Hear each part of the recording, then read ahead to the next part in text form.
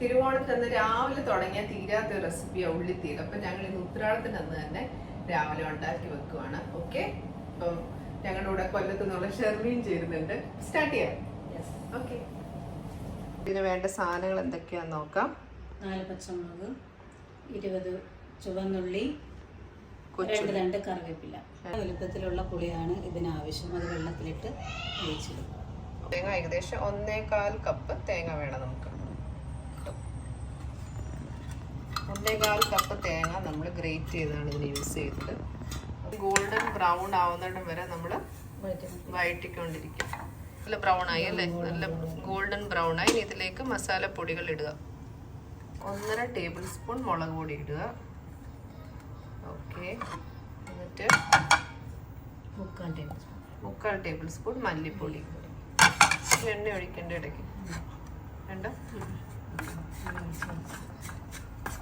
അതും കൂടെ ഇതിൻ്റെ അകത്തിട്ട് ചെറുതായിട്ടൊന്ന് റോസ്റ്റ് ചെയ്യണം.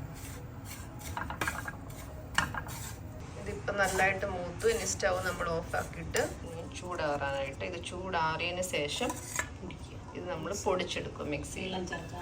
വെള്ളം ചേർക്കാതെ ഇച്ചിരി വെളിച്ചെണ്ണ ഒഴിച്ചിട്ട് നമുക്കത് അരച്ചെടുക്കാം.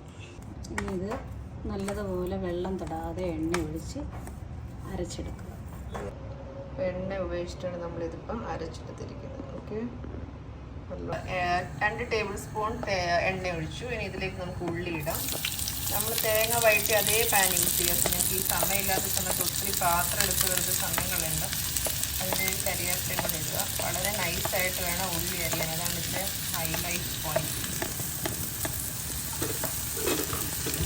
ഇനി അത് ബ്രൗൺ ആവുന്നുണ്ട് വരെ വഴറ്റണം അല്ലേ ആൻറ്റി? ഒരു ബ്രൗണായി മുരിഞ്ഞ് വരുന്നിട്ട് വരെ വഴറ്റണം. നല്ലതായിട്ട് വഴണ്ട് വന്നപ്പോഴത്തേക്ക് നമ്മൾ പച്ചമുളകും ആഡ് ചെയ്തു. ഏകദേശം ഈ ഒരു പരുവം വരെ നമ്മൾ റോസ്റ്റ് ചെയ്തെടുക്കുക ഉള്ളിയെ. അടുത്തായിട്ട് നമ്മൾ ചട്ടി വെക്കുന്നു. അതിലേക്ക് 1 കപ്പല്ലേ, അതിലേക്ക് 1 കപ്പ് വെള്ളം ഒഴിക്കുക. വലിയ കപ്പ് വെള്ളം ഒഴിച്ചിരിക്കുന്നത്. ഇതിലേക്ക് നമ്മൾ എടുത്ത് വെച്ച് പിഴിഞ്ഞ് മാറ്റി വെച്ച പുളിവെള്ളം കൂടി ഒഴിക്കുക. ഓക്കെ, ഇനി അടുത്ത വെള്ളം ഏകദേശം നന്നായി തിളച്ച് വന്നു. ഇനി നമുക്കിതിലേക്ക് ഉള്ളി ഇടാം. ഓക്കെ, ഇട്ടോളൂ.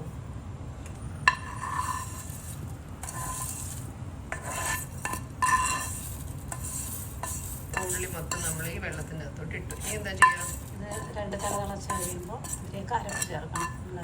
നന്നായിട്ട് തിളച്ച് കഴിയുമ്പോൾ നമുക്കിതിലേക്ക് അരപ്പ് ചേർക്കാം. ഇപ്പോൾ ഏകദേശം നന്നായി തിളച്ച് വന്നു. ഇനി നമുക്കിതിലേക്ക് അരപ്പ് ചേർക്കാം.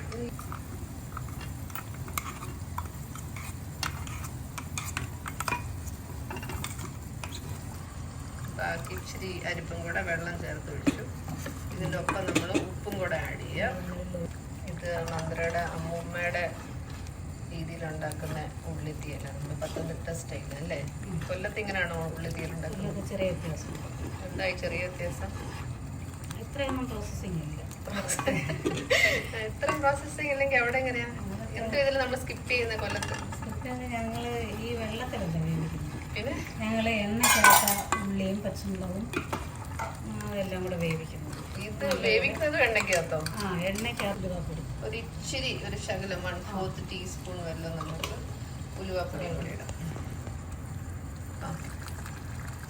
പുളി ഇച്ചിരി കുറവ്, അപ്പം നമുക്ക് വേണം ഇച്ചിരി പുളി വെള്ളം കൂടി ഒഴിക്കാം കേട്ടോ. അത് നിങ്ങളുടെ ഒരു ടേസ്റ്റ് അനുസരിച്ച് ചെയ്തോളൂ.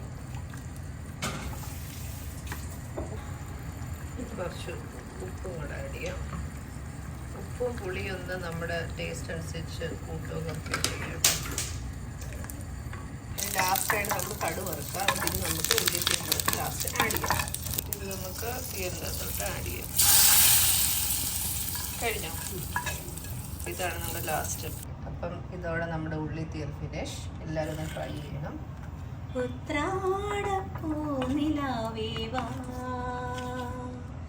മുറ്റത്തെ പൂക്കളത്തിൽ വാടിയ പൂവനിൽ ഇത്തിരി പാൽ ചുരത്തി